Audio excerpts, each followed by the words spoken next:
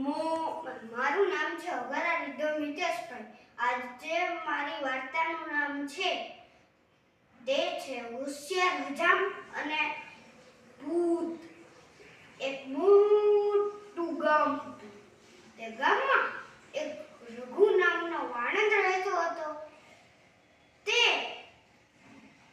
પોતાના વાણંદના કામમાંથી જે પૈસા આવે તેનાથી તે પોતાના ઘરનું ગુજરાન ચલાવતો હતો.